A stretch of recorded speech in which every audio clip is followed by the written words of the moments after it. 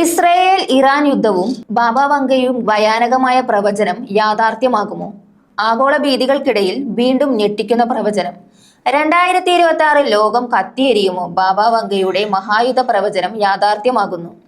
ചരിത്രം പലപ്പോഴും ആവർത്തിക്കപ്പെടുന്നത് ഭീതിയോടെ നോക്കി നിൽക്കാനേ മനുഷ്യരാശിക്ക് സാധിക്കാറുള്ളൂ. എന്നാൽ പതിറ്റാണ്ടുകൾക്ക് മുൻപ് അന്തരിച്ച ഒരു അന്ധയായ പ്രവചകയുടെ വാക്കുകൾ ലോകത്തിന്റെ ഉറക്കം കെടുത്തുന്ന കാഴ്ചയ്ക്കാണ് 2026 സാക്ഷ്യം വഹിക്കുന്നത്. ഫെബ്രുവരി 28 ആ ശനിയാഴ്ച വെറുമൊരു ദിവസമല്ലായിരുന്നു. അതൊരു പക്ഷേ മൂന്നാം ലോകമഹായുദ്ധത്തിന്റെ വിത്തുപാകിയ കറുത്ത ദിനമായി ചരിത്രം രേഖപ്പെടുത്തിയേക്കാം. ഇറാനിലെ സൈനിക താവളങ്ങൾക്ക് മുകളിൽ അമേരിക്കയുടെയും ഇസ്രയേലിന്റെയും മിസൈലുകൾ അഗ്നി പടർത്തുമ്പോൾ ലോകം ഭീതിയോടെ ഓർക്കുന്നത് ബൾഗേറിയൻ മിസ്റ്റിക് ബാബ വങ്കയുടെ ആ വാക്കുകളാണ്. 2026 തുടക്കത്തിൽ കിഴക്കുനിന്ന് ഒരു മഹായുദ്ധം പൊട്ടിപ്പുറപ്പെടും.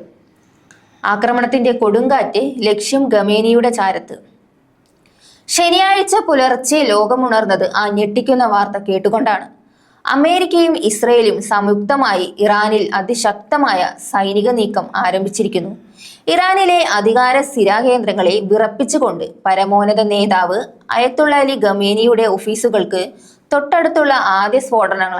തൊട്ടടുത്താണ് ആദ്യ സ്ഫോടനങ്ങൾ നടന്നത്. ഈ ആക്രമണത്തിൽ പരമോന്നത നേതാവ് കൊല്ലപ്പെടുകയും ചെയ്തിരിക്കുന്നു.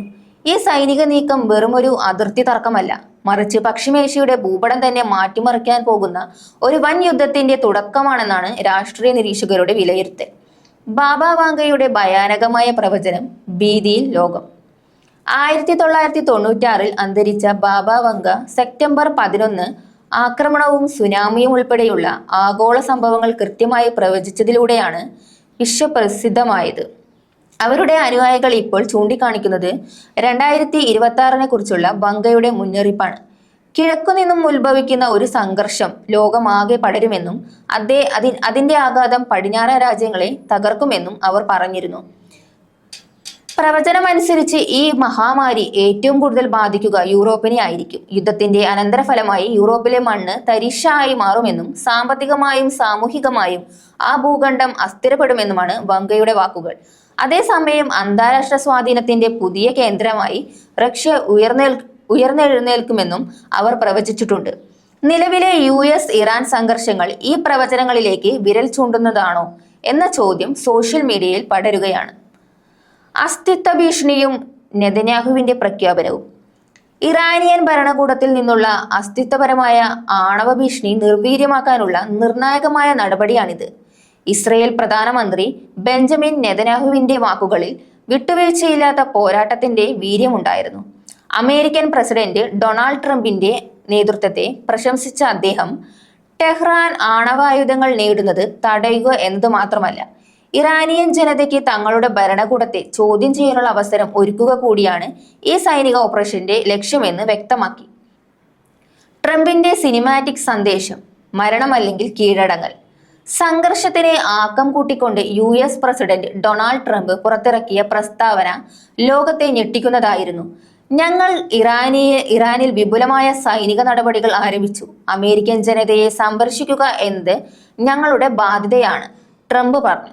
ഇറാനിലെ ഇസ്ലാമിക് റവല്യൂഷണറി ഗാർഡിന് അദ്ദേഹം നൽകിയ മുന്നറിയിപ്പ് ഭയാനകമായിരുന്നു. ആയുധം താഴെ വെച്ചാൽ നിങ്ങൾക്ക് രക്ഷപ്പെടാം, എതിർത്താൽ തീർച്ചയായും മരണം ഉറപ്പാണ്. ഇറാനിയൻ ജനതയെ അഭിസംബോധന ചെയ്തുകൊണ്ട് ട്രംപ് നടത്തിയ ആഹ്വാനം ഒരു വിപ്ലവത്തിന് തീ കൊളുത്തുന്നതായിരുന്നു. ഞങ്ങൾ ഇത് പൂർത്തിയാക്കുമ്പോൾ നിങ്ങൾ തന്നെ ഏറ്റെടുക്കുക.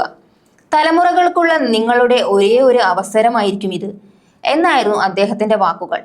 ലോകത്തിന്റെ ഇന്ധന വിപണിയെയും വ്യോമാഗതത്തെയും ഈ യുദ്ധം ഇതിനകം തന്നെ ബാധിച്ചു കഴിഞ്ഞു.